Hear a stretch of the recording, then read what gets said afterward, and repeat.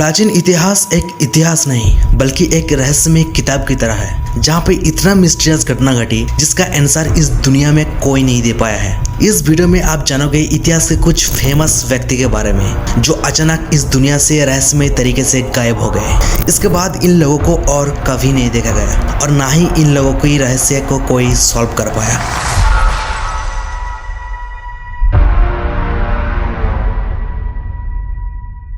साल था 1978, 21 अक्टूबर। एक ऑस्ट्रेलियन पायलट फ्रेडरिक वैलेंटिच केसना 182 प्लेन से मेलबर्न टू किंग आइलैंड के लिए उड़ान भरते हैं और यही उड़ान दुनिया की एक मिस्टीरियस उड़ान बन के रह जाते हैं, क्योंकि ये विमान किंग आइलैंड पर पहुंचा ही नहीं। आसमान में ही पायलट के साथ साथ ये प्लेन भी गायब हो जाते हैं और इसके बाद पायलट फ्रेडरिक वैलेंटिच और इस प्लेन को कभी नहीं मिला। शाम को 7:06 पर फ्रेडरिक वैलेंटिच ने मेलबर्न फ्लाइट सर्विस को रेडियो पर रिपोर्ट करते हैं, लेकिन फ्रेडरिक वैलेंटिच ने जो कहा उसे सुनकर आपका रोंगटे खड़े हो जाएंगे। फ्रेडरिक ने कहा एक अनजान विमान उसके पीछे कर रहा है और उस अनजान विमान उसकी विमान से 1400 मीटर की ऊंचाई पर है, लेकिन फ्लाइट सर्विस के द्वारा बताया गया कि उसके 1400 मीटर की ऊंचाई पर किसी भी विमान की जानकारी फ्लाइट सर्विस के पास नहीं है। उन्हें बताया गया कि उतनी ऊंचाई पर इस समय कोई विमान नहीं था। फ्लाइट सर्विस जब फिर से फ्रेडरिक से पूछते हैं कि उस अनजान विमान कैसा दिख रहा है तुम्हें, तो जवाब में फ्रेडरिक बताते हैं कि इस तरह की विमान उनके जिंदगी में उन्होंने कभी नहीं देखा। उस विमान के नीचे 4 हरे रंग का लाइट लगा हुआ है और वो लाइट बहुत ही ज्यादा चमक रहा है। दूसरी बार जब फ्लाइट सर्विस ने फ्रेडरिक से संपर्क किया तो फ्रेडरिक ने बताया वो अनजान विमान उनके चारों तरफ चक्कर लगा रहा है और कुछ ही देर बाद एक अजीब सा आवाज आती है और फ्रेडरिक से सभी कनेक्शन टूट जाती है और फिर कभी उनसे संपर्क नहीं हो पाया। इसके बाद जब रेस्क्यू टीम को जांच के लिए भेजा गया तो उनके हाथ कुछ नहीं लगा, ना ही विमान और ना ही पायलट फ्रेडरिक वैलेंटिच को। आप स्क्रीन में जिस आदमी की तस्वीर को देख रहे हो इसका नाम है जॉर्ज मेलोडी। ये इंग्लैंड की एक स्कूल टीचर है और इसके साथ साथ एक पर्वत आरोही भी थे। 1924 को इन्होंने माउंट एवरेस्ट की सबसे ऊंचाई पर चढ़ने के लिए भाग लिया था।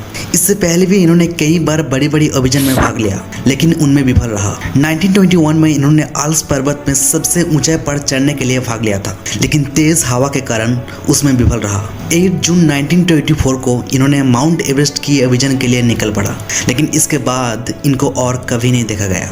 आज भी ये एक मिस्ट्री बन के रह गया। आखिर इस दिन हुआ क्या था? क्या जॉर्ज मेलोडी ने माउंट एवरेस्ट की ऊंचाई पर चढ़ने वाला पहला इंसान था या नहीं?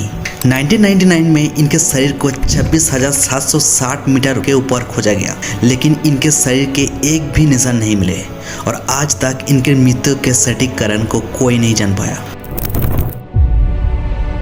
साल 1897 में जन्म होता है एक फेयरलेस महिला पायलट की, जिसका नाम एमिलिया इयरहार्ट। उस समय में एक महिला पायलट बनने के लिए कई सारे खतरनाक बाधाओं का सामना करना पड़ता था, लेकिन एमिलिया इयरहार्ट फ्लाइट को अटलांटिक महासागर में उड़ाने वाली पहला महिला बन गई थी, जो कि दुनिया में एक वर्ल्ड रिकॉर्ड था। 1 जून 1937 में दुनिया की चक्कर लगाने वाली पहली पायलट बनने की इनकी दूसरा प्रयास था। 1937 में इन्होंने टोविन इंजन लॉकहीड 10E इलेक्ट्रो उड़ाया और इस उड़ान में इनके साथ दिया इनके नाविक फ्रेड नूनोन ने। ये दोनों 29 जून को लाई न्यू जेनी पहुंचे और तब तक इन दोनों 22,000 माइल की उड़ान कर चुके थे, लेकिन वॉकलैंड पहुंचने से पहले इन्हें और 7,000 माइल तय करना था। 2 जुलाई फ्रेड नूनोन और एमिलिया इयरहार्ट अपनी अगली उड़ान भरने की कोशिश में न्यू जेनी से हॉलैंड के लिए रवाना हुए, लेकिन इस बार प्लेन की फ्यूल खत्म हो चुका था। एमिलिया इयरहार्ट और फ्रेड नूनोन फ्यूल भरने के लिए हॉलैंड द्वीप के किनारे पर उतरे।